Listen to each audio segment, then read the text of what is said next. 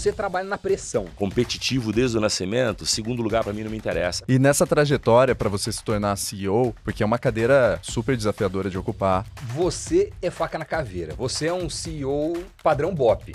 Se você não tem, nem tente. Como você vê essa politicagem dos cargos de liderança? Você tem uma empresa 100% venda direta, tu vai fracassar, tu vai morrer daqui a pouco. Olá, seja muito bem-vindo ao Talk Invest News, o podcast do Invest News sobre negócios. Eu sou o Doni Denútil e se prepara que o papo de hoje é bom. Olha quem é o nosso entrevistado. Da periferia de BH para a presidência de diversas empresas. Lázaro do Carmo Júnior tem mais de 30 anos de experiência como executivo e empresário, mais de 15 anos como CEO, em particular no setor de consumo. Foi presidente de companhias como Hidrogen Cosméticos, Jafra Internacional, Junesse e Jequiti Cosméticos, empresa que quando assumiu faturava 20 milhões e quando saiu 7 anos depois, 523 milhões. Foi também vice-presidente do Grupo Silvio Santos. Além de empresário, é conselheiro de diversas empresas e autor do livro O que Importa é Seu Resultado. Lázaro, que prazer ter você aqui, cara. Obrigado, Prazer viu? é meu. Sempre. Te rever depois de um tempão, né? É isso aí, é verdade. Cara de muitas histórias e de uma gestão faca na caveira. Vocês vão entender do que eu tô falando. E também participando aqui, como sempre, como co-entrevistador, Leandro Guissoni, professor de business no Brasil, nos Estados Unidos, sócio da Decoupling, consultor de algumas das maiores empresas do Brasil e do mundo. Lê, papo vai ser bom. Vai ser ótimo, Doni, vai ser ótimo. Obrigado, Lázaro. Já te acompanhava desde a época que você trabalhava no setor de beleza, de vendas direta, e tem bastante pergunta aqui já anotada para a gente discutir, não só desse setor, mas também de toda a sua trajetória, que é fantástica e inspiradora. Obrigado pela presença. Eu que agradeço. Eu quero começar com uma pergunta que, puxando do seu histórico, achei até curioso. Você tem uma formação acadêmica interessante. Você é formado em História, com especialização em História Antiga, Egito e Roma. Aí juntou também Marketing Internacional na FGV, especialização em Wharton, nos Estados Unidos, em SEAD, na França. Qual foi o peso da educação formal, acadêmica, para a sua trajetória como executivo? Fez diferença ou não fez? Muita. Na época, eu... Tem uma história muito engraçada. Quando eu entrei na indústria farmacêutica como propagandista vendedor lá em Belo Horizonte, eu falava assim, né, vou ter que mudar o roteiro. Por que o Lázaro foi fazer história? Na realidade, eu comecei a fazer ciências econômicas, aí eu fui fazer história porque minha mãe era professora e eu, logo quando saí do exército, eu comecei a entrar no mundo acadêmico e eu comecei a gostar desse negócio. Aí eu fui fazer história, eu era apaixonado por isso, principalmente história antiga, porque eu falava o seguinte, né, você não pode viver presente e pensar no futuro sem conhecer o passado. E conhecer o passado é uma das melhores escolas que você pode ter para você balizar seu futuro. E aí eu entrei nessa, e eu entrei na indústria farmacêutica na Sanofi, e logo com 8 meses, cara, de indústria, 8 meses, um ano, sei lá, tinha uma apresentação com um monte de gente da França, o presidente, uma série de pessoas, e eu era um propagandista, eu fui lá para frente, fiquei 2 horas falando. O Hélio Anastácio, que era o presidente, eu cito ele até no meu livro, me chamou e falou assim, garoto, estou positivamente impressionado com você. O que você quer ser quando crescer? Eu falei, Hélio, estou me descobrindo agora, quero ser presidente de empresa igual você. Só que tem um negócio, Hélio, eu vou fazer administração de empresa a partir de agora. Aí ele olhou na minha mesa e falou assim, garoto, pro topo da pirâmide, você quer ser presidente? Presidente é gente que move gente, gente que tira o melhor de gente. Pro topo da pirâmide, a gente quer pessoas culturalmente preparadas. A partir de agora, essa educação é nossa. Na segunda-feira, eu estava na Fundação Getúlio Vargas fazendo marketing internacional e ele falou, não, você tem que... A gente precisa de gente que move gente culturalmente preparada. Eu estava no lugar certo, na hora certa e com o curso certo. Qual a chance do historiador fazer uma carreira na IBM? Qual a chance do historiador fazer carreira em qualquer empresa do mundo? Quantos CEOs vieram com uma faculdade de história? É difícil, né? Deixa eu te contar um negócio. O atual presidente da Sanofi Brasil, que é a mesma empresa, é formado em literatura, Fernando Sampaio. Beijo, Fernando Sampaio. Fernando Sampaio é formado em literatura, língua portuguesa, e é o presidente da Sanofi no Brasil. As empresas na Europa prezavam muito por esse lance da cultura, ser o cara acima da média, acima do técnico, com algo mais além do raciocínio analógico. Tanto que é isso, o Fernando foi presidente da Sanofi, hoje está no Brasil, foi presidente da Sanofi em Portugal, foi presidente da Sanofi no México, e era o cara que estava comigo lá na Sanofi na mesma época. Eu era de vendas e ele era de marketing nessa época. Então, a história é um pouco diferente. Eu acredito em Deus também. Então, pessoa certa no lugar certo, conexão certa. Talvez se eu tivesse em qualquer outra empresa, Puta, manda esse cara fazer administração, depois ele vai crescer e tal. E a Sanofi foi assim, cara, ó. Eu era propagandista, 6 meses depois gerente, supervisor distrital, gerente de divisão de marketing e venda, head da força de venda. E sempre empreendedor ao mesmo tempo. Eu sempre tive os meus negócios e sempre fui executivo. Fiz as duas coisas. Lázaro, tem gente que fala, Lázaro, mas não dá, tem que ter foco. Tem gente que consegue focar em 1, 2, 5 e tem gente que não foca em nada. Tem gente que é um desfocado por natureza. E eu conseguia equilibrar as duas coisas. Então, a situação foi essa. Todo mundo me pergunta, te ajudou? Até hoje me ajuda muito. Porque se você pensar em economia, se você pensar em liderança, vamos falar o que os romanos fizeram na vida? Os caras conquistaram metade do planeta montado a cavalo, irmão. Hoje aperta um botão. Né? Antes não, o cara montado a cavalo, me desculpa. Exemplo de liderança, Marco Aurélio. Você perguntar um dos grandes líderes mundiais que você se inspira, Marco Aurélio, pai do estoicismo, um dos principais pais. Eu sou estoico, ideísta. Então, veio da onde isso? Cultura é tudo na vida, meu irmão. Então, você começa a se inspirar não só nos gurus do mundo moderno, por exemplo, sou fã de Jack Welch, mas antes de ser fã de Jack Welch, sou fã de Marco Aurélio. O que o Marco Aurélio fazia? Imperador romano. Me dá exemplo de gestão até hoje. E nessa trajetória para você se tornar CEO, porque é uma cadeira super desafiadora de ocupar, é difícil de ocupar e demanda uma amplitude de conhecimento muito maior do que você na cadeira de executivo de uma determinada área, que você tem que ter profundidade de conhecimento. Como que foi essa transição para você quando você assumiu a cadeira de CEO pela primeira vez? Vamos lá. Em 13 anos depois, eu já era presidente de empresa. Antes dos 40. Eu falava, você vai ser presidente antes dos 40. Da periferia de Belo Horizonte, professor de história para presidente de grandes empresas antes dos 40. É um negócio... O que era, cara? Eu tive uma diversificação profunda de conhecimento. Por exemplo, eu fui para vendas, aí eu passei em marketing, aí eu fui entender de finanças, aí eu fui trabalhar em supply chain, transporte, para depois assumir a cadeira. O que eu falo? Conhecimento, dedicação profunda. Experiência é o quê? Sua experiência, ela depende de profundidade e longevidade. Se você dedica muito profundamente a uma coisa, você vai ficar experiente mais jovem. Se você for raso, você vai demorar muito para ser experiente. E na época, cara, eu abdicava de muito da minha vida para adquirir conhecimento e ser o melhor. Eu acho que era um pouco disso, sabe? Competitivo desde o nascimento, segundo lugar para mim não me interessa. Esse cara é um dos bons não me interessa. Se alguém falasse no melhor cara, tinha que lembrar de mim. Na indústria era assim. E a vida inteira era assim. Eu tenho que gerar transformação. Eu trocava valor por resultado por dinheiro. Eu gero valor, me dá dinheiro. Gero valor, me dá dinheiro. E sempre fui um negócio que era, eu até obedeço às regras, mas ela tem que gerar alguma transformação aí do meu jeito. Então o que eu aconselho para todo mundo que é executivo, cara, esquece o modelo tradicional de ficar ali entre os melhores. Não, cara, quer crescer? Para presidente só tem um. Ou tu é o número 1 ou tu não é nada. Ou as pessoas, quando falam em alguém que tem mais dedicação, mais comprometimento e mais conhecimento daquilo que está fazendo naquele momento, tem que lembrar de você. Se não lembrar, tu não vai ser o cara. Certo? Não vai ser o cara. Então, essa era um pouco da pegada quando eu era jovem. Quando eu fui para a Natura, eu não entendia nada de operações. Aí um dia, o Pedro Vilares e o Passo falaram, cara, se você quer sair do Brasil para fazer outra coisa, cara, vai ter que entender de transporte e logística. Falei, mas nunca entreguei uma caixa. Falou, mas vai ficar com isso. Fiquei 2 anos com a transporte e logística associado a uma área de mercado para desenvolvimento. Quando a gente aprende estudando, você aprende a sabedoria alheia. E a melhor delas, e a mais profunda, e a mais antiga delas, né, segundo Aristóteles, é o quê? É você aprender com as suas experiências. Você pega a informação, transforma em conhecimento, exercita o conhecimento, e o exercício do conhecimento, ele vira experiência e sabedoria. Não é assim? Então era isso que eu fazia. História me ajudou nisso. Tudo que eu aprendia, não adiantava só ler livro. Você lê 50 livros por ano, você vira obeso cerebral. Entendeu? Mais nada. Mais nada. É um obeso cerebral. Se a gente der 10 aqui, nós vamos ficar igual, não é? Os dois leu 10. Se eu tiver um pouquinho mais de dificuldade para aprender, eu sou dislexo, eu vou ler 2 vezes cada um e vocês leem uma, tem o mesmo conhecimento. Mas para isso virar sabedoria, temos que exercitar ele. Então era essa a filosofia. Tudo que eu aprendi, eu tinha que exercitar. Tudo que eu aprendi, eu tinha que exercitar. E se eu fosse fazer alguma coisa, meu irmão, você me desculpa, eu entrego o melhor resultado ou eu peço demissão e saio.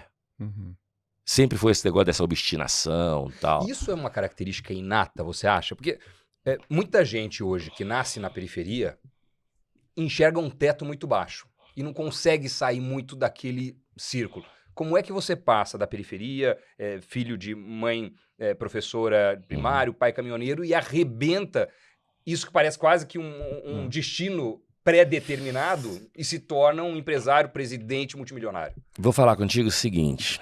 Eu nunca quis estar lá. Desde que eu era assim, eu sabia que não era o meu lugar. Estudei na escola pública, cara.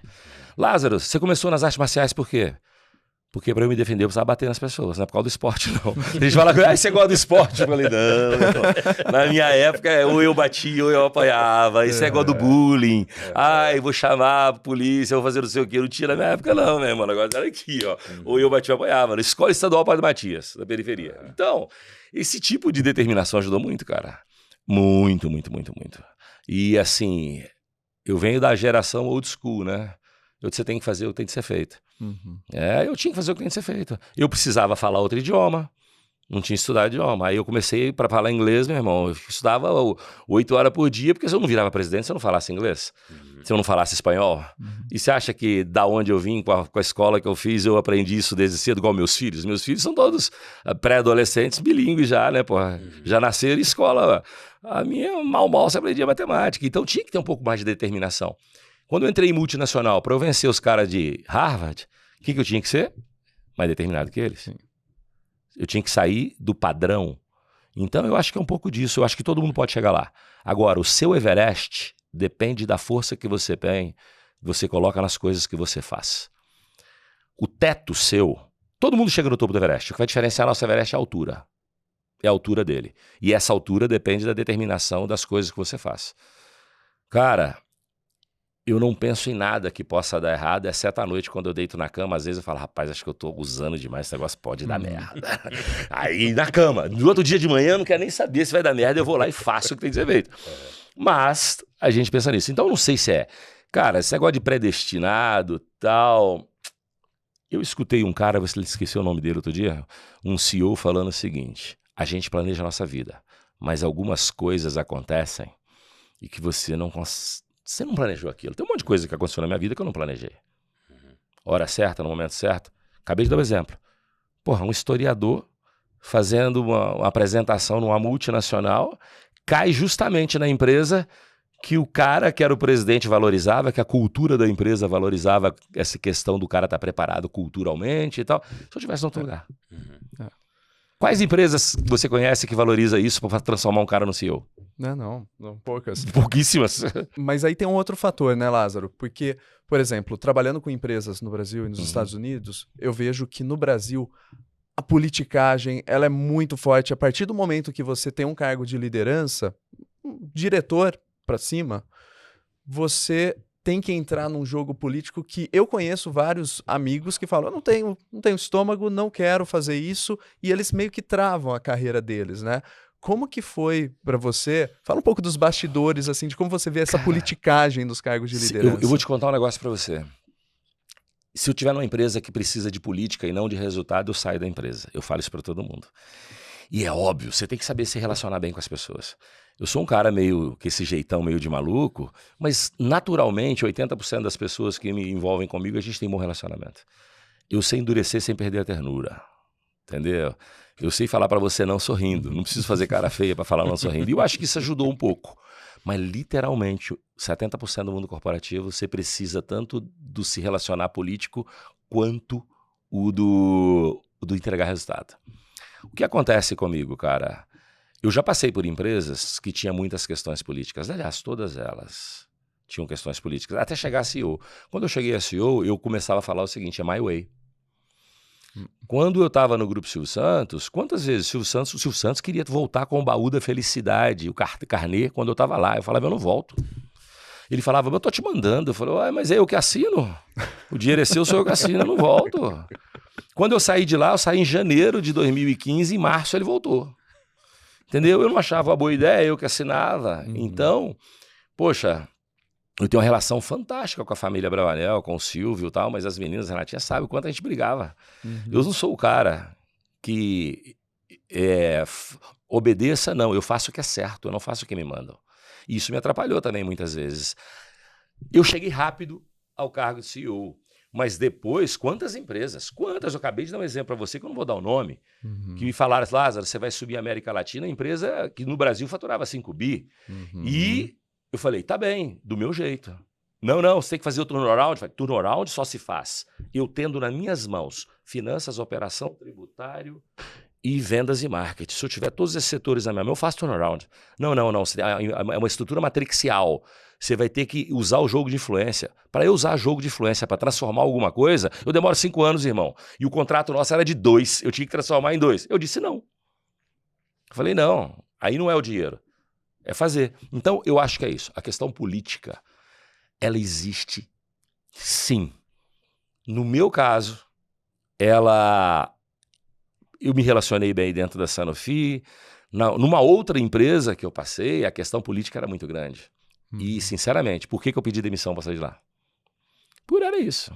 Falei, se eu ficar aqui fiquei lá 4 anos só, se eu ficar aqui mais X tempo, eu não vou sair daqui. Eu não vou sair da cadeira que eu tô. Fiquei diretor, parei aqui dentro. Por quê? Porque tinha chuchu e puxa-saco dá em qualquer lugar, irmão. Chuchu e puxa-saco é um câncer corporativo, igual sociopatas. E todo sociopata, ele é puxa-saco submisso. Ele não aceita confronto. E é por isso que tá cheio deles as empresas. Entendeu? E aí eu peço para sair. Aí eu pedi para sair. Entendeu? Aí eu fui lá e pronto. Não foi do meu jeito, cara, eu tô aqui para entregar resultado e fazer o que tem de ser feito. Se o cara quer, beleza. Eu ainda sou um CEO emprestado, né? Eu não tô no cargo agora, depois eu saí em 2022, já negociamos várias propostas. Uma tinha muito liability, que podia respingar em mim, muito efeito colateral. Eu disse não. As outras a gente não chegou em acordo financeiro.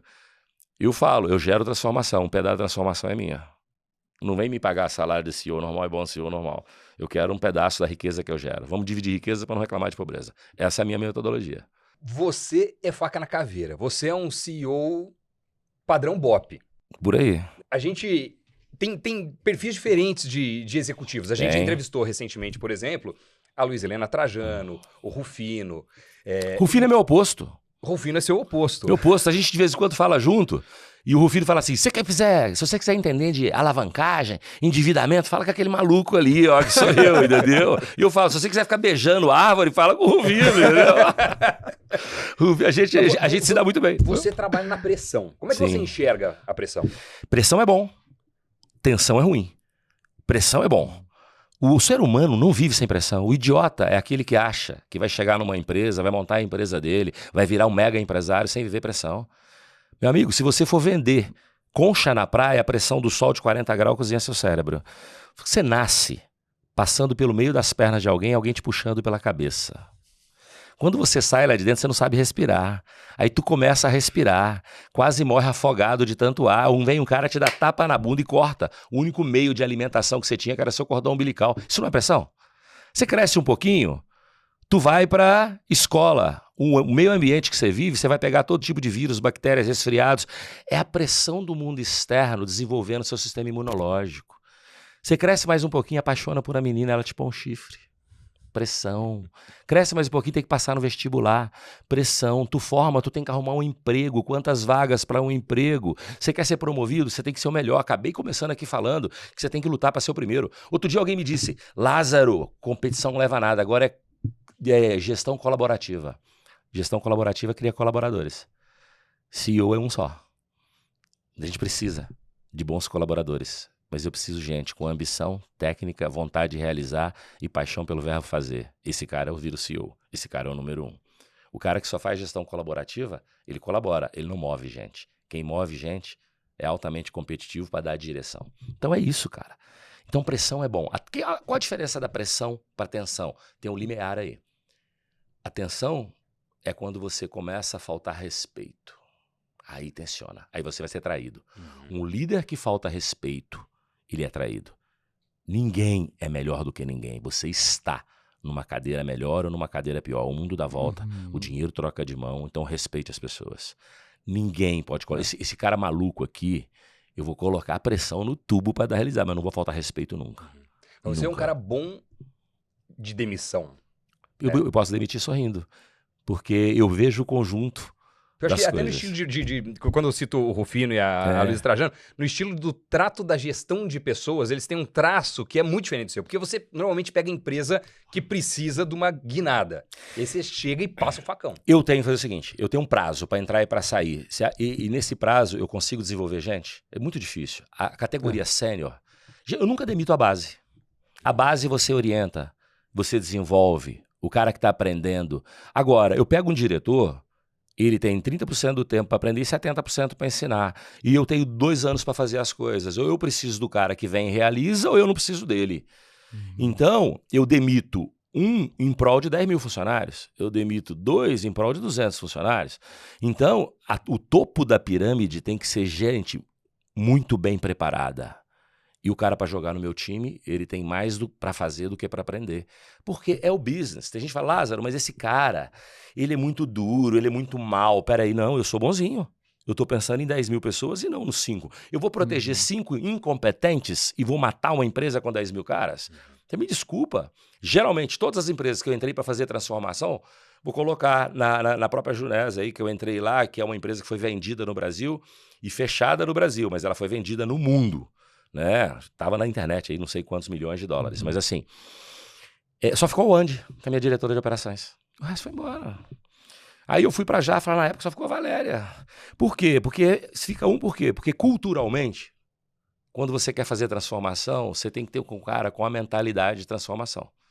Se o cara tá ali há 5 anos numa empresa, a empresa está com resultado ruim. Se a empresa está com resultado ruim, a cultura é ruim. O cara está ali há 5 anos, conforme não fez transformação e não pediu para sair, a cultura dele não está adequada ao fit de transformação que é a do turnaround. E eu preciso de gente que dorme e acorda pensando no que fazer no dia seguinte para transformar um negócio de resultado negativo para resultado positivo. Então é isso, cara. A demissão não é um ato de covardia, é um ato de salvamento, de livramento daquele cara e da empresa. Você está salvando uma empresa quando você demite um incompetente que está sentado nas primeiras cadeiras. Você está salvando a empresa. Então tem gente que pensa, não, você é cruel, tal. Agora não. Diferença do Geraldo, ele tem a empresa há 40 anos, ele pode pegar o cara, ficar lá desenvolvendo, tal. Meu amigo, no meu caso, quando eu entro como executivo, a conta está chegando todos os dias. E eu tenho que pagar aquelas contas, e eu preciso de gente que produz riqueza, gera transformação e gera valor para trazer dinheiro. Se o cara não faz isso, ele pode ser o mais inteligente do mundo, pode ser o mais fofo do mundo, batiza meu filho e vira meu compadre, mas não vai trabalhar comigo? Não vai trabalhar comigo, entendeu? Eu preciso de gente assim, essa é a mentalidade. E ó, pasme, tá assim de gente querendo trabalhar comigo. Tem cara que me liga e fala, cara, quanto é o próximo projeto? Por exemplo, hoje, a minha empresa, a Optimize, que é uma empresa nossa, que eu tenho um time e tal, a gente assumiu uma empresa no Paraguai, entendeu? Que é uma fábrica de tecido, que é a Santa Ana, para fazer o quê? Empresa com investimento de capital brasileiro lá, gigante, precisando de ajuda. Porra, alguém descobriu que eu estava entrando, começa a mandar currículo. Meu irmão, deixa eu te ajudar nisso, deixa eu te ajudar nisso. Tem uma outra empresa, uma fábrica de ração, a gente começou lá dentro, e começa a mandar mensagem, deixa eu te ajudar, deixa eu te ajudar. Porque ele sabe que eu divido riqueza. Eu tiro do meu para dividir e pagar bem para quem está comigo para me gerar transformação. Entendeu? Eu dou pedaço do que eu ganho para poder fazer transformação. Por quê? Porque eu prefiro ganhar R$1 do que não ganhar nada. E eu prefiro ter resultado positivo do que negativo. E só consigo resultado positivo com gente boa. Não economiza no capital intelectual. Nunca. E falando de um outro setor que é agressivo em vendas, que demanda pessoas, que demanda uma postura firme também, é o setor de vendas diretas, né? Então, você foi CEO da Jequiti, você conhece muito bem esse mercado de vendas diretas. Vendo alguns dados, ele representava mais ou menos 25% das vendas de beleza e cuidados pessoais no Brasil. Só que à medida que o varejo vai evoluindo, e-commerce, o próprio varejo físico, é um setor que, se a gente olhar outros países, ele tende a ficar um pouquinho menor, mas ele é muito importante para o nosso país, para o Brasil. Como que você vê? Fala um pouco da sua lente em relação ao setor de vendas diretas, sobre a importância dele e sobre o que você vê para o futuro desse setor. Eu sou de uma época em que a maioria das empresas era unicanal. Você escolhia, eu vou ser franquia, eu vou ser retail tradicional, eu vou ser loja própria, eu vou ser venda direta, e mais tarde eu vou ser e-commerce. Cara, não vai existir só um setor. Todas as empresas estão me olhando aí. Se você tem uma empresa 100% venda direta, tu vai fracassar, tu vai morrer daqui a pouco. Vai. Hoje o mundo é um mini-channel e a venda direta ela conjuga bem com loja própria, ela conjuga bem com e-commerce, ela conjuga bem com uma série, até com retail profissional, tradicional. Que é um bom exemplo disso. A melhor empresa em omnichannel no Brasil, na minha opinião, é o Boticário. O Boticário faz melhor do que a Natura, faz melhor do que todos eles. O Arthur tem o meu respeito. como executivo. A gente se conheceu um tempo, a gente chegou até a se falar um dia, quem sabe trabalhar junto, mas eu jamais contribuiria tanto para ele, porque ele sabe quase tudo que eu sei. Esse cara, ele é um puta mestre, e fala, Lázaro, vai lá trabalhar com o Boticário. Eu vou fazer igual o Arthur faz, então assim, eu não vou contribuir tanto para ele, porque esse cara, ele é o melhor modelo de venda direta do Brasil. Então a venda direta, ela vai existir, porque ela gera riqueza e transformação nas famílias, principalmente de baixa renda. Mas ela mudou. Hoje em dia, você não vende mais só no porta a porta, você vende mais no porta a porta e no disque, no celular, no WhatsApp, no e-commerce, nas redes sociais. Tá vendo como é que ela ganhou capilaridade? Antigamente, o modelo tradicional porta a porta era o quê? Você vendia para seus amigos viravam clientes, seus clientes viravam amigos. Você chegava no leque que você não conseguiria ter mais do que 15 bons clientes fiéis. É isso. Hoje não. Hoje, o representante da porta a porta, ele vende através da rede social, ele vende através de grupo do WhatsApp, ele vende através de home parties, que é as festas em casa, ele conseguiu muito mais força e capilaridade. Mas também, uma empresa não pode viver só do modelo porta a porta. Ela tem que estar no online, ela tem que ter loja própria, ela tem que ter a penetração do varejo. O que já acontecia no mundo há muito tempo. Só que no Brasil era um pouquinho atrasado. Brasil e México, a força da venda direta na América Latina está nesses 2 países. Colômbia depois, mas está nesses 2 países. Era muito ainda individualizado. Está modernizando. Por isso que a maioria das empresas de venda direta no Brasil, hoje você não tem ninguém só venda direta. Hoje todo mundo já virou meio que multicanal. Natura tem franquia, Natura tem retail, ela tem venda direta e ela tem e-commerce. O Boticário é igual. O Boticário foi pioneiro nesse momento no setor de cosmético. No setor de multicanal, o pioneiro foi o João Apolinário, lá atrás. Mas do setor, na área do setor de cosméticos, o Boticário foi o mais pioneiro deles todos, do cruzamento de canal. Eu acredito nisso. Eu acredito em distribuição 360, canais de venda 360 e marketing 360. Né? Por menor que você seja, tenha mais do que um canal para vender para você ter sucesso. Não crie um negócio simplesmente monocanal. Você tem que começar a pensar, diversificar. Eu tenho uma lojinha só, tudo bem, você tem que ter uma página né, na internet. Não dá mais para ser só um. Por isso que eu acho que não dá para falar mais só setor de venda direta. Hoje só existe um setor, atendimento ao consumidor. Qual que é o seu setor de distribuição? Atender o meu cliente. Ele é meu setor. Mas como você faz isso? Através de vários canais de distribuição. Mudou. Lázaro, qual que é o seu canal de distribuição? Atender o meu cliente como ele quiser, quando ele quiser e onde ele quiser. É isso. É o novo canal. Para mim é único já. Não, eu tenho venda direta, eu tenho retail, eu tenho franquia. Não tem mais, meu irmão. Tu pode ter tudo, é isso. E venda direta sempre teve um lado também muito sensível, que muitas vezes, se você trabalha... Uma coisa é você ser mononível, outra coisa é quando você vai para o multinível e você usa a própria consultora de venda direta para recrutar outras, e grande parte, a grande crítica é que em muitas empresas, e aí eu não estou falando só do setor de beleza, mas em muitas empresas de venda direta, grande parte da receita que se faz, que a pessoa faz, é recrutando outras, mais do que pela venda dos produtos. Falou num assunto. O brasileiro era apaixonado por multinível, ainda é. Não entrem no multinível se você não tiver markup de 10 ou 12 para remunerar a cadeia e se você não tiver um plano muito bem desenhado, porque tu vai fracassar. 90% das empresas de multinível no mundo faz voo da galinha. Quem que você conhece de sucesso no mundo? Amway, Mary Kay, Herbalife, Oriflame. Acabou, velho. Um mundo com mais de 190 países, você tem 4 que você fala assim, essas tem. Todas as outras vão bem, mas sempre assim, ó. Você é refém da sua rede. Tem gente no Brasil que fala, cara, eu tenho uma loja de roupa, eu quero virar multinível. Qual que é o seu markup? 4, vai quebrar, irmão. Aí o outro, não, mas eu consegui um consultor que me disse que dá pra fazer. Eu falei, então vai lá fazer com ele, vai dar errado, irmão. Se você não tiver markup de 10, 12 para remunerar a cadeia, pagar plano binário e ainda sobrar para você... Cara, eu já trabalhei como presidente de empresas de marketing multinível. Eu gastava 50% do faturamento para alimentar a rede. Sabe o que é isso? Uma empresa que fatura R$1 bi, exemplo, 500 milhões vai para pagar a rede? Imagina, o SG&A, os custos tem que ser desse tamaninho, cara. Entendeu? Como é que faz gestão disso? Aí o cara tem um markup lá de 4, 5 e ele quer ser multinível. Vai dar errado. A não ser que o plano dele, ele vai gastar 30% da receita, mas esse plano não vai ser atrativo. Nos Estados Unidos, você tem muitas empresas locais, principalmente Utah, que dão certo. Lázaro, mas elas dão certo só localmente. Sim, tem menos despesa. Uma empresa concentrada, uma determinada região, você tem menos despesa logística, você tem menos despesa com comunicação, com marketing, então elas duram até bastante. Eu te dei 4 grandes empresas mundiais, mas locais tem empresas locais que duraram 20 anos, 30 anos, que duram 100 anos, locais.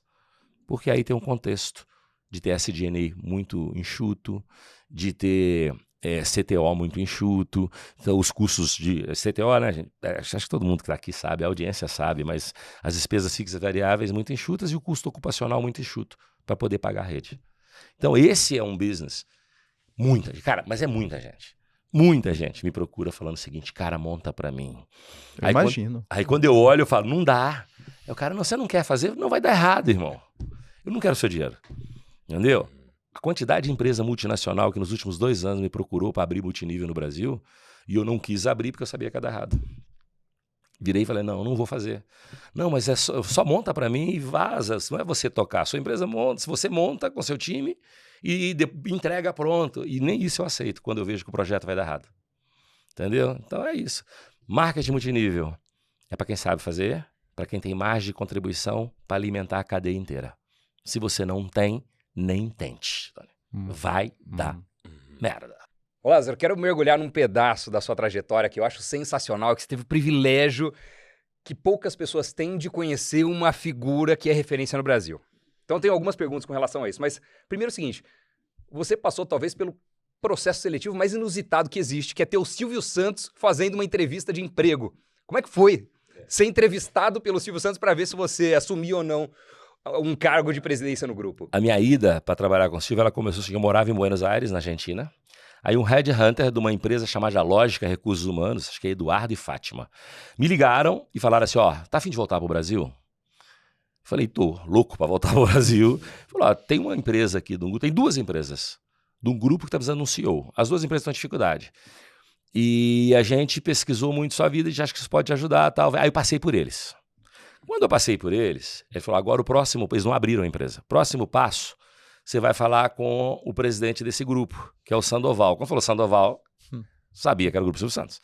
Aí eu fui falar com o Sandoval. Aí eu falei com a Regina, que era o RH do grupo, falei com o Sandoval. Depois que eu falei com o Sandoval, eu voltei para a Argentina. O Sandoval me liga e fala assim, agora você vai falar com o Silvio, você vai na casa dele no Morumbi e vai fazer uma entrevista com ele. E eu fui para a casa do Silvio, no Morumbi, e eu achava que eu ia achar o cara mais estrela do mundo, né? Encontrei com um cara simples pra caramba, o cara me atendeu de bermuda, colorida pra variar, entendeu? Uma camisa de malha e falou, garoto, me disseram que você é muito bom. Todo mundo que falou com você, falaram que você é muito bom. Tem uma proposta pra te fazer. Tem 2 empresas aqui com problemas. E se der certo eu te ponho rico, se der errado eu te mando embora e te dou um dinheiro. E você paga todos os impostos, fecha e me livra do problema e eu te dou um dinheiro. Mas se der certo, você fica rico. A entrevista durou 2 horas e eu falei 10 minutos. Foi assim. Aí eu saí de lá, falei, e aí, fechou? Ah, tá bom, a gente pode conversa. Me levou até na porta da casa dele, entrou e eu fiquei lá e fui embora. Sem saber de nada, Sandoval me liga. E aí, gostou? O Silvio gostou de você? Eu falei, não sei se ele gostou de mim. Ele quase não falou, e aliás, eu quase não falei, foi ele que falou. Ele me contou a história inteira das empresas, falou para mim que tinha aberto 150 CNPJs e ele tinha 39. Que os que remanesceram pagaram o passado e sobrou dinheiro para ele. Falou, abri muita empresa, a maioria quebrou, mas as que ficaram, deu dinheiro para pagar todas as outras despesas e para me trazer onde eu estou hoje. Né? E eu falei com ele, o que o senhor precisa de gestão? Eu falei, não, eu preciso do seguinte, o que vende mais você faz mais, o que vende menos você faz menos, me dá lucro. Entendeu? Então era isso. Aí o Sandoval falou, você ficou quanto tempo lá? Fiquei 2 horas. Ele falou, então ele gostou, que senão você não ficava 10 minutos. Se ficou 2 horas é porque ele gostou. Voltei e passou 2 dias, me ligou e falou, vem pro Brasil que você vai trabalhar com ele. Trabalhei com o Silvio 2 anos com contrato, 5 anos sem um contrato, fio de bigode. O cara nunca pisou na bola comigo. Se eu falar mal do cara, eu seria um injusto eterno. Ele tem meu respeito. E eu espero que os seres humanos do Brasil possam ser mais parecidos com ele, porque em termos do mundo do business negócio, esse cara nunca deu para trás. Quando eu falei que ia sair, eu pedi demissão em 2013, ele não deixou, pedi em 2014, ele não deixou, saí em 2015. E ele falou, você tá pedindo demissão? Nós não temos contrato, você não vai levar nada. Eu falei, já não é mais dinheiro, Silvio. Tô pedindo para sair porque o ciclo fechou. Mas não é mais dinheiro. E aí passou uma semana, o Guilherme, sobrinho dele, foi lá me dar uma indenização que ele falou que ele não ia dar. Não vou te dar nada, Lázaro. Depois ele foi lá e foi. É um cara extremamente justo, correto, meritocrata, né? A gente conhece a face pública do Silvio Santos. Não o é esse apresentador. cara. Você conhece o Silvio dos bastidores, o empresário, Cenoura Bravanel. Como que é o Silvio, empresário e chefe? Bota uma pressão louca. Me ligava 24 horas por dia. Eu fazia reunião no domingo, no sábado, toda sexta-feira à noite na casa dele. É aquele negócio da pressão, toda sexta-feira à noite. Uma educação enorme, nunca faltou respeito comigo, mas me cobrava 24 horas por dia. Sexta-feira à noite na casa dele, saía de lá, ele falava, eu vou gravar amanhã, reunião amanhã, sábado. Reunião, teve uma coisa hilária, uma vez ele marcou uma reunião comigo no domingo, 8 horas da manhã, 9 horas da manhã no camarim, era dia dos pais. Eu fui pra reunião. Vou te contar uma outra. Eu fui pra Atlanta com ele no carnaval. Chegou na quinta-feira antes do carnaval, ele falou comigo assim, Lázaro, você vai fazer o que no carnaval? Falei, vou lá pro nosso hotel, pro Jequitimar. Ele falou, é porque eu tô indo pra Atlanta e tu vai comigo, já comprei a passagem. Falei, Silvio, mas é carnaval. Ele falou, eu vou, não tem problema nenhum. Você tem problema viajar no carnaval? Falei, nada, nenhuma. Entendeu? Eu mandei minha sogra e minha mulher pro hotel e viajei com ele no carnaval. Fiquei sexta, sábado, cheguei sábado em Atlanta com ele, fomos pra shopping, passear, a reunião era na quinta. Eu falei com ele, falei, Silvio, nós viemos pagar no sábado, a reunião era na quinta, né? Ele me contou. Ele falou, algum problema? Algum problema pra você? Não, o cara é um workaholic. Ficou eu, ele e o Léo na época, que era genro dele, marido da Rebeca. Fomos fazer a reunião na quinta-feira, e nós fomos na sexta-feira de carnaval para Atlanta. Fomos fazer a reunião com uma empresa que a gente estava comprando, a empresa israelense na época, a gente ia comprar essa empresa na quinta-feira. Então, esse é o Cenoura Bravanel. O Hi-Hi, não sei o quê, é o Silvio Santos. Uhum. O Cenoura Bravanel é um empresário de muito sucesso e ele age como todo empresário de muito sucesso. Eu não conheço um empresário de muito sucesso que trabalha 6 horas por dia, 5 horas por dia, igual a internet diz, é pura mentira. Todo empresário de sucesso trabalha o necessário para ele ter sucesso. E para você ter sucesso, às vezes, independe muito mais de hora. Tem dia que você vai ter que trabalhar 18 horas, tem dia que você vai trabalhar 5, tem dia que você vai trabalhar nenhuma. É isso, você tem que trabalhar o necessário. Lázaro, quantas horas você trabalha por dia? O necessário. Quando eu sou incompetente, eu preciso de mais horas. Quando eu sou competente, eu preciso de menos horas. Essa é a lei da vida de todo empresário que eu conheço até hoje. Eu não conheço ninguém de sucesso que faz o que a internet fala hoje. Tem gente que fala assim, siga a minha metodologia e multiplique seu negócio por 12 vezes. Mentira. Mentira, fake. Para ganhar dinheiro do cara. Entendeu? Não é assim que funciona. Então é isso. O Cenoura Bravanel é um bom empreendedor que olha só a última linha. Todas as vezes que eu ia falar com ele sobre empresa, ele ia direto no resultado. Deu lucro ou deu prejuízo? Deu prejuízo. Tá ruim, hein? Tá ruim. Me explica o que você vai fazer para dar lucro, o que nós estamos fazendo. E cobrava muito com uma retidão incrível. Entendeu? Todo empresário tem problema, mas o que vale é a metodologia, a forma ética com que você leva as coisas. E ele é um cara ético. 7 anos de convivência. Convivência diária. Todos os dias por telefone. Tem um monte de gente que fala, eu sou amigo do Silvio. Mentira, viu, gente? Eu sou amigo do Silvio, eu sou íntimo dele. Mentira. Eu trabalhei com ele 7 anos, a nossa relação era profissional, não tinha intimidade pessoal. Uma vez eu saí na capa da revista Veja, xodó do Silvio Santos. Não, foi ele que falou com o jornalista que eu tinha dado mais dinheiro para ele do que muita gente, que eu era um cara incrível, e botaram lá. A entrevista minha foi baseada no que ele falou, né? Mas e aí você não tem intimidade com ele? Não. Profissional. Sempre profissional e respeito profissional até hoje e vai ser eterno. Gratidão eterna, respeito profissional eterno. Ele é um cara que dá muito valor ao dinheiro, né? Valor, assim, ele valoriza de fato. O que eu quero dizer com isso? Não é o cara não é esbanjador. Não ostenta. Não ostenta. Carro, ficou com o mesmo carro.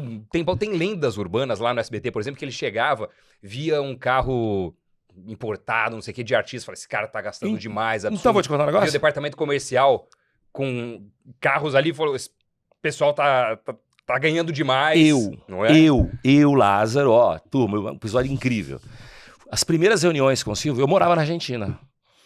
Né? Não tinha nem carro no Brasil. Você falou comigo? Não tem nem carro no Brasil mais. Vendi tudo, fui para os Estados Unidos. Foi isso, Eu fiz isso quando eu fui para Argentina. É. Quando eu voltei, cara, 38 anos de idade, 38 para 39 anos de idade, solteiro, sem nada. Eu tinha uma cobertura no Rio de Janeiro, eu tinha casa no Rio de Janeiro, mas em São Paulo não tinha. O que eu fiz? Comprei uma Porsche. Meu primeiro dia fui de Porsche, parei do lado do Ômega com os vidros todos delaminados. No camarim, fui fazer uma reunião com o Silvio, entrei pro camarim dele. Quando eu saí do camarim, ele olhou pra Porsche e falou assim, rapaz, é por isso que artista é pobre. Como é que compra um carro desse? Que absurdo, como é que artista paga um carro desse? O carro desse custa uma fortuna. Aí eu olhei pra cara dele e falei, Silvio, o carro é meu. Aí ele virou, não, quantos anos você tem? Ah, você é jovem. Tenho quase 80 anos, pra mim não faz sentido, mas pra você faz sentido. Ele foi educado comigo, né? Foi gentil comigo, foi fino, classudo. Não, você é legal, tal, porque eu tava de Porsche, pô, porque é natural. Você tem dinheiro sobrando, você não tem mais o que fazer com o seu dinheiro. Pô, eu não tinha nem filho na época. Pô, pra que eu vou preocupar com o carro que eu vou andar? Ele também não precisa preocupar com isso, não. É que é o jeito dele. E eu comprei meu Porsche e ele parei do lado do Ômega, que eu não lembro o ano, mas com os vidros blindados todo delaminado. Entendeu? Então isso não é lenda urbana, não, isso é fato. É que ele dá valor em outras coisas. Gente, o Silvio viaja de classe executiva. Esse cara tinha que viajar no avião dele, ou de primeira, ele viaja executiva. Eu tenho histórias, cara. Fui com ele para Fontainebleau e eu sabia, né, porque já mandava colocar a classe executiva junto com a dele. Só que a minha secretária... A gente foi pro Fontainebleau em Miami uma vez, a minha secretária reservou a suíte presidencial para mim e se reservou, e a dele reservou standard para ele. A gente estava lá na fila, eu, ele e a Rebeca, quando eu vi que a minha era presidencial, eu fui lá na hora trocar, falei, meu irmão, o cara veio conversar comigo, o senhor não é nessa fila aqui não, o senhor vai ali que a gente faz, não, a minha aqui nessa fila, vamos trocar. Mas como não? Não, meu querido, troca aqui pra mim, minha secretária fez errado, porque o vice-presidente do grupo, Silvio Santos, ele viaja, fica na suitona, mas o Silvio fica no normal. Eu troquei, cara, na hora, fui lá e troquei no galpão, falei, não, pego a suíte igual daqueles dois ali, ó. Entendeu? Porque a secretária do grupo fez a minha reserva numa suíte upper a dele, melhor do que a dele. E melhor que a dele e melhor que a da Rebeca, da filha. A secretária fez, eu fui lá e fiz o downgrade na hora. Então isso não é lenda, isso acontecia comigo. A maioria das pessoas, eu sou íntimo, eu converso com ele. Você trabalhou no CBT quantos anos? 5 anos, mais ou menos. Você foi íntimo do Silvio? Imagina. Imagina, velho. Imagina. Outro dia eu vi um artista falando... Eu nunca vi o Silvio pessoalmente. Pois é. Eu tinha 12 anos de idade quando eu mandei um vídeo pro Silvio Santos falando meu sonho é trabalhar na TV e na sua emissora, não sei o quê. 25 anos depois eu tava lá assinando contrato com o SBT. Mas nunca vi o Silvio pessoalmente. Tirando a Hebe... Eu não sei se tem outro artista que é amigo íntimo do Silvio. Íntimo não. Existe um respeito mútuo, o Silvio conversa com as pessoas, mas não é a questão da intimidade, entendeu? É isso, as pessoas confundem, né? Confundem, a relação nossa sempre foi profissional e de respeito. E é isso, isso é verdade, esse é o cara. Eu botei o Porsche do lado do carro dele e falou, putz, quem é que compra um carro desse? É por isso que morre pobre. Ele é meu, entendeu? É isso. E essa questão da viagem também, pô. Fui pro hotel, minha secretária pegou a suíte, melhor que a dele, eu tive que chegar lá na hora, falei, por favor, baixa isso aí, bota numa igual, entendeu? Então, tem histórias, mas eu tenho muitas. Um dia eu ainda conto, eu não vou contar todas, mas é muito legal e divertido. Mas sempre foram histórias que me fizeram ter mais respeito pelo ser humano ainda, que ele é. E me espanta também com o Grupo Silvio Santos e também na sua atuação lá, porque você foi contratado por um negócio que representava muito pouco, e você cresceu o negócio. Mas essa atenção que ele dava para o negócio e o tempo que ele dedicava pelo que você está falando, né, Lázaro, não é comum. Era a menina dos olhos dele, não era comum, entendeu? Por que e assim, é que na época, né, eu entrei como presidente da Jequiti, virei vice-presidente do grupo, mas com o foco principal lá na Hidrogênio, na Jequiti, no Vale Saúde, Vale Desconto, depois o hotel, aí foram dividindo as empresas. Ele tinha paixão, ele me contou uma história que ele era dono de uma empresa em 1979 chamada Chanson, que disseram para ele que cosmético não ia ter sucesso no Brasil, e ele vendeu essa empresa para o Miguel do Boticário. E aí ele ficou com essa dor de cotovelo. E toda vez que ele passava em frente a uma loja do Boticário, ele falava, poxa, eu vendi minha Chanson para ele. A tal da competição, tá, lembra? As mulheres e os homens de sucesso trazem gestão colaborativa. Sim, os colaboradores. O número 1, ele tem que ter um espírito aguerrido de competição, respeitosa, colaborativa, mas tem que ter. Você tem que ser liderado por alguém. A manada não lidera ninguém, entendeu? Toda massa é medíocre e ela tem que ser movida. E toda massa precisa de um outlier para mover ela. O mundo precisa de mais outliers e os outliers são competitivos. Elon Musk é colaborativo, Zuckerberg é colaborativo, Jack Welch, Warren Buffett, Silvio Santos, Abílio, Antônio Emílio de Moraes. Todos eles têm uma veia colaborativa, mas é altamente competitivo e servidor. Todo CEO tem espírito de servir. Por quê? Porque é servindo que você ganha dinheiro. É levando para alguém aquilo que ele necessita de serviço ou de produto e que resolva o problema dele, é que você ganha dinheiro, é que você faz as grandes empresas. Então, o espírito de competição, de prestar serviço e de colaboração, ele é intrínseco. Mas o que move é o combustível, é aquela vontade de realizar. Silvio é competitivo até no Paro Ímpar. Qualquer coisa.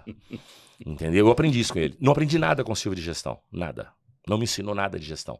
Mas me ensinou ousadia, correr risco e espírito competitivo.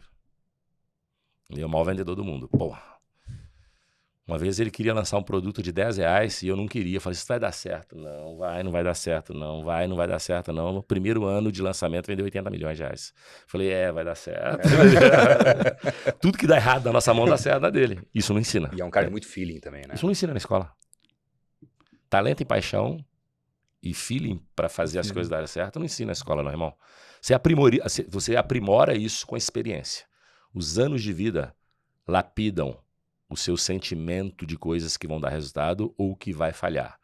Não tem jeito também. Cabeça branca aprimora a gestão. Cabeça branca e tempo aprimora. Talento você tem aos 30. Eu tinha 30 anos, eu tinha talento. Mas eu era um pouco besta motivada. Faltava direção. Ferrari de pneu careca. Então, o Silvio não tem pneu careca. Cara com 94 anos de idade, pô. 94 esse ano, né? Mas é isso. Esse é o episódio lá por ele. Qual foi o seu maior erro como empresário até hoje? O meu maior acerto e o meu maior erro tem o mesmo vetor. Gente, eu já errei. Aliás, vou te dar 2 exemplos. Eu já errei na contratação e já errei na escolha de um sócio. Em 2016, uma pessoa me procurou para a gente comprar uma empresa nos Estados Unidos. E eu me aliei a essa pessoa, fiz contrato de sociedade, fiz tudo. Fui para Frankfurt, fiz um negócio desse tamanho e tal. A gente até briga na justiça por causa disso. E na hora de honrar o compromisso, o cara falou, não vou pagar. Na hora de comprar a empresa lá nos Estados Unidos, eu não quis pagar. E aí? Errei, ser humano. Escolha errada do sócio. Eu já contratei cara que no discurso comigo e no diploma, ele é no currículo e no discurso ele era perfeito. Esse cara eu apertei para a área de supply chain, de operações. Eu apertei esse cara na entrevista fantasticamente. Esse cara já tinha trabalhado comigo lá atrás, tal, voltou. No conceito ele era ótimo. No dia a dia, ele prezava muito a estratégia, esquecia no tático. As estratégias falhavam e eu perdi bastante dinheiro com ele por erros dele. E o erro foi meu, de acreditar num cara que o conceito era 100% validado, mas faltava sola de sapato gasta. Não adianta você ter a melhor estratégia do mundo. Ser tático é estratégico. Se você não tem um bom plano tático, se você não tem implementação com primazia, aprendam. Tem gente que acha bonito falar, eu sou estratégico, eu sou generalista. Generalista essa porra nenhuma, é nada de nada. Ser um pouquinho de cada coisa, serve pra nada. Tu tem que saber muito tudo ou muito alguma coisa. Saber pouquinho serve pra nada, não serve nem se você cobrar. O dono de empresa precisa saber muito. Ele tem que ter gente que sabe. E como é que você vai cobrar seu financeiro se você não sabe? O que é um fluxo de caixa descontado, o que é fluxo de caixa livre, o que é uma alavancagem, qual que é a minha dívida boa, que não é boa, como é que é a minha taxa de conversão de juros. Se você não sabe isso, como é que você vai cobrar seu financeiro? Se você não sabe desenhar uma boa campanha comercial, com o que eu posso dar de bonificado, o que é meu markup, qual que é a minha gross margin, como é que você vai cobrar sua área comercial? Se você não conhece os indicadores da cadeia de supply chain, como é que você vai cobrar o cara de operações? Então você tem que saber. Tá? Você tem que saber. Me desculpa, quer ser dono, quer ter sucesso, vai estudar, tu tem que saber estudar e exercitar o conhecimento. Porque conhecimento sem exercício é cabeça obesa. Entendeu? Tu tem que exercitar o conhecimento, que senão é obesidade cerebral. Te ouvindo aqui, Lázaro, eu fico imaginando você à frente de alguma startup cheio de jovens. O que que você... Porque assim, hoje a gente tá vendo um mundo onde as pessoas querem a sobremesa antes de passar pelos vegetais, né? E pelos legumes. Como que é o Lázaro nesse ambiente? Seria o Lázaro nesse ambiente cheio de startup, cheio de empreendedor, de palco e...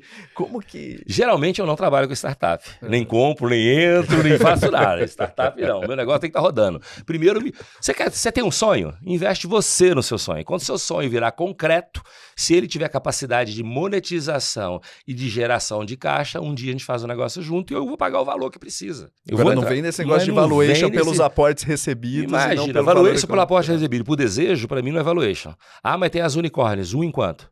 Você pega as empresas de venture capital, 5% dá certo, 95% vira pó. Que é a origem natural da vida, do mundo. Não é o meu mundo. Quando eu trabalho com jovens, eu tenho um monte de jovem que trabalha comigo. Quando o cara quer começar a piada pela risada, é a primeira coisa que eu falo, tô ficando com vergonha alheia. O cara vem com conceito, eu falo, que livro que você leu? Você e mais quantos milhões? Ah, mas eu fiz uma extensão em Harvard. Quantas pessoas passaram por lá e que estão fracassadas? Você me desculpa, talento e paixão não aprende na escola e sola de sapato gasta, é insubstituível. Então eu falo, não, o foco é no processo, não queima etapa, não tem atalho. Galera, eu sou fã do jovem por uma coisa. A juventude hoje, ela não aceita submissão a qualquer preço. Ela tem opinião, isso é maravilhoso. Só que você precisa colocar metodologia na demagogia. Você tem muita demagogia sem metodologia. Então o foco é no processo, não queima etapa. Respeite os processos. Tá? Eu saí de vendedor a presidente de empresa em 13 anos. Foi legal? Foi legal, mas teve um processo de 13 anos. Tem cara que quer virar em 5. Vai virar uma besta motivada, cheio de conhecimento, sem experiência, dando tiro para tudo quanto é lado e decorando frase achando que aquilo vira o mundo. Não vira. Eu falo o seguinte, só aceite críticas de quem já construiu. Crítica construtiva de quem já construiu. E só aceite te guiar as pessoas que já percorreram o caminho. As pessoas só podem te guiar por caminhos que já percorreram. Só aceite te guiar gente que já percorreu o caminho. Então, jovem, use a sua mentalidade de progresso e a sua demagogia e coloca a metodologia nela.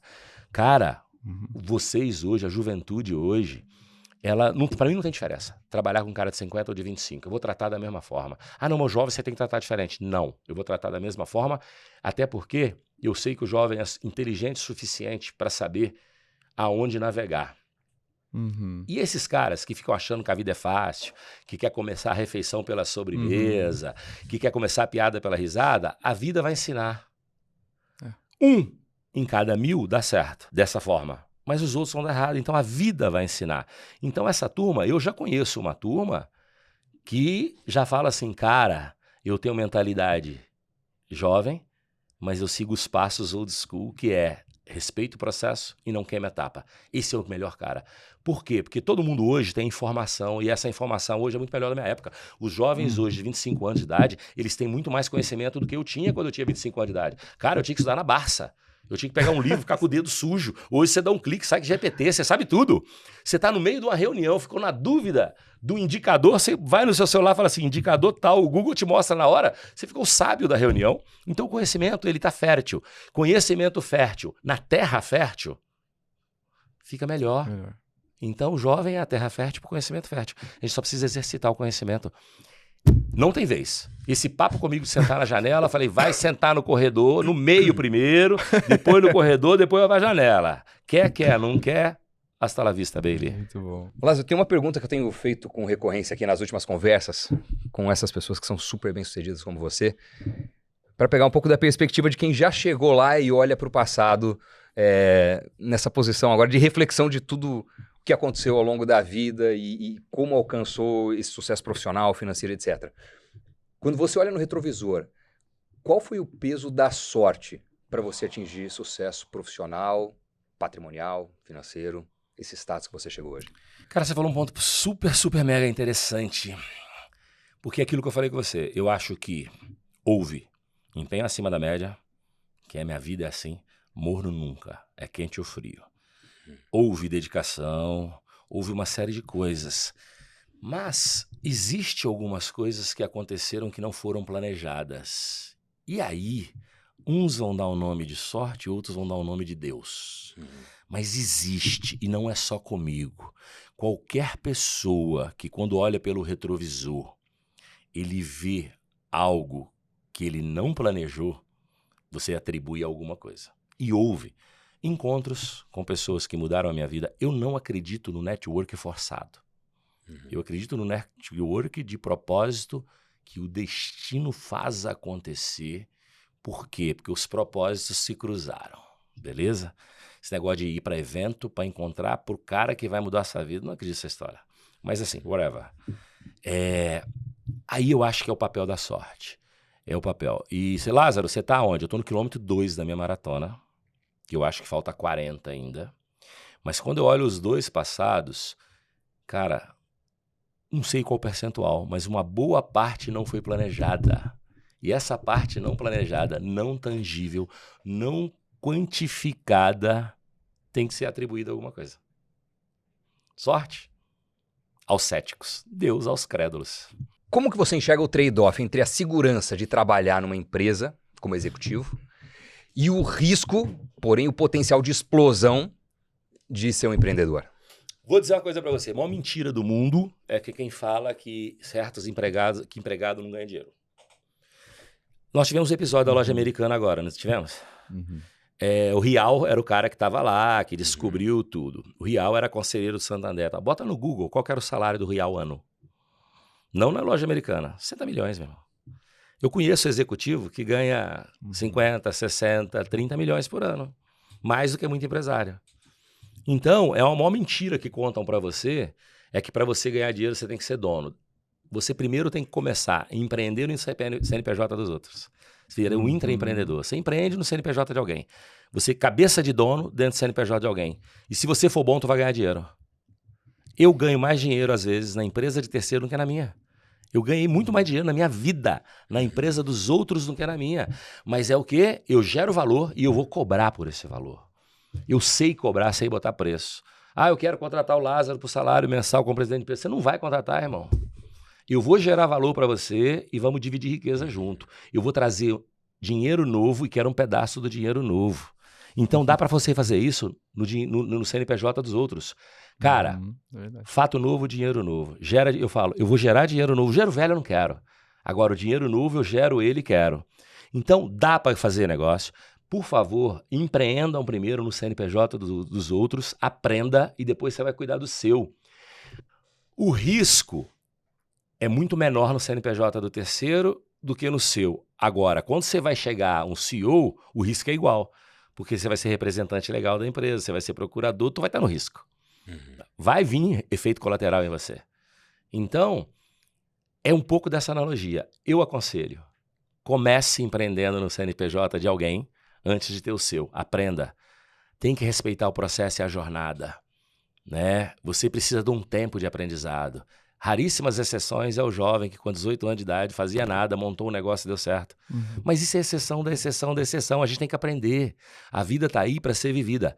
Sabe qual é o melhor livro que um jovem pode ler? Viver intensamente seus dias. Não tem nada que ensine mais botar intensidade nas horas de vida, principalmente ali, entre 20 e 30. Que é a hora que você está aprendendo tudo e depois você vai fazer dinheiro. Entendeu? É exercitar todo o conhecimento. Tudo que você aprendeu, você exercita aquilo. Então é isso que eu posso falar. Dá para ganhar dinheiro, dá para correr risco nos dois lados, dá para fazer todas as coisas juntas. Você precisa ter foco. Você precisa ter dias produtivos. Transformar dias ocupados em dias produtivos. Agenda. Eu funciono de agenda lotada. Cara, hoje eu tô cronometrado aqui, até chegar lá. Vocês também.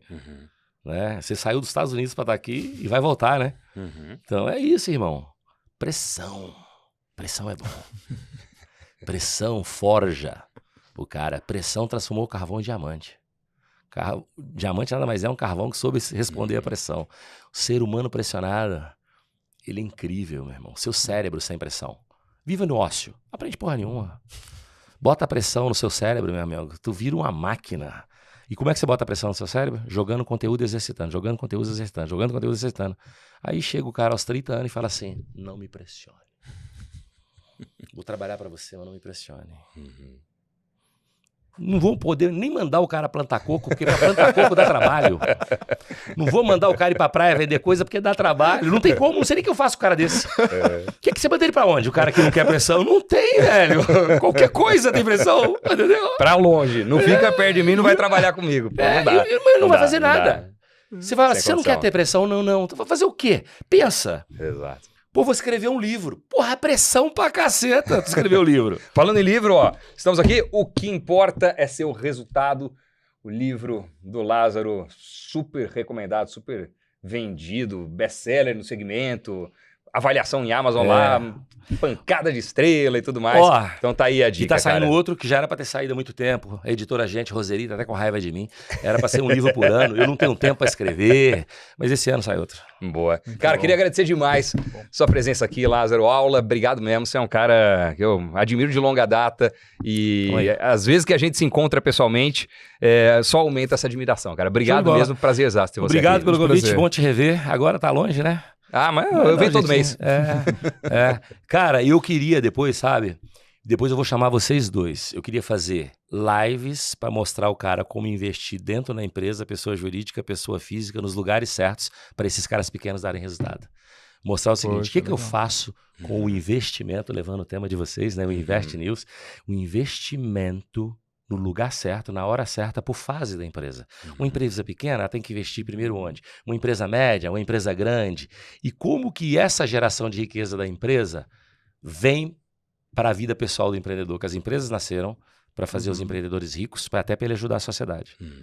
As empresas só existem, o principal fator de desenvolvimento social no mundo chama empresa.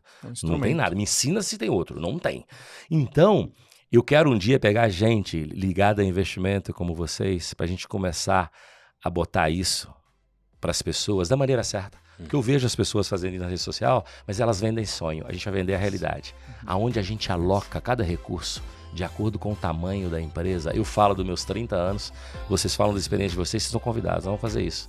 Uma vez por mês, se vocês quiserem. Anotado. Conta comigo. Anotado. Conta comigo. Sensacional. É só a gente se Muito falar legal, depois. Cara. Fechado. Fechado. Obrigado, hein? Obrigado, muito bom. Show de bola. Eu agradeço. Sensacional. Lázaro do Carmo Júnior. E obrigado a você que nos acompanhou aqui até o finalzinho do Talk Invest News. Até o próximo programa. Tchau.